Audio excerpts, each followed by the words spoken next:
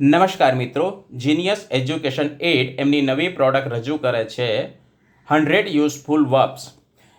અહીં આ product chart સ્વરૂપે પણ છે અને અહીં આ 4 પેજનું 9.5 ઇંચ બાય 7 ઇંચના એક 4 પેજના ફોર્મમાં પણ છે. હવે આપણે જોઈએ આ કઈ રીતનું છે. આપણે જે રોજિંદા ઉપયોગમાં આવતા છે વિદ્યાર્થીઓ માટે એવા 100 યુઝફુલ ક્રિયાપદો એટલે કે 100 યુઝફુલ વર્બ્સને લઈને બનાવવામાં આવ્યું છે. એમને 5 વિભાગમાં વહેંચવામાં આવે છે. બેઝ વર્બ જેને V1 કહીશું, પાસ્ટ ફોર્મ ઓફ વર્બ એને V2 કહીશું, પાસ્ટ પાર્ટિસિપલ એને V3 કહીશું, પ્રેઝન્ટ પાર્ટિસિપલ એને V4 કહીશું અને સિમ્પલ પ્રેઝન્ટ એને V5 કહીશું.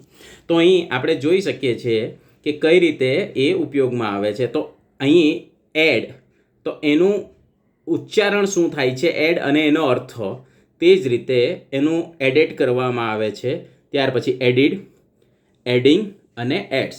હવે આપણે જોઈએ છે કે જ્યારે એડિંગ કરીએ તો તેમાં એનું ગુજરાતી કરવું હોય તો છોકરો હોય તો ઉમેરી રહ્યો, છોકરી હોય તો રહી, બહુવચનમાં હોય તો રહ્યા અને જો ત્રીજો પુરુષ એક વચનમાં નપુંસકલિંગ હોય તો રહ્યું. તો આ રીતે વિદ્યાર્થીઓને જ્યારે ગુજરાતી કરવાનું હોય છે ત્યારે પણ આ રીતે સરળતાથી કરી શકે તેટલી વિસ્તૃત માહિતી આપવામાં આવી છે. ત્યાર પછી આપણે જોઈએ બીજું બીકમનું જોઈએ. તો બીકમ એટલે બનવું, બીકેમ બન્યો, બની, બન્યા, બન્યું. તે જ રીતે બીકમિંગ તો બની રહ્યો, બની રહી, બની રહ્યા, બની રહ્યું.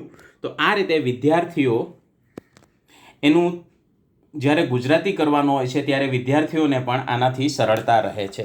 તો તે જ રીતે 100 યુઝફુલ ક્રિયાપદો જે રોજિંદા ઉપયોગમાં આવતા હોય છે તે લઈને આ એક પ્રોડક્ટ બનાવવામાં આવી છે અને આ જ પ્રોડક્ટના ચાર્ટ્સ પણ બનાવવામાં આવ્યા છે. Thank you.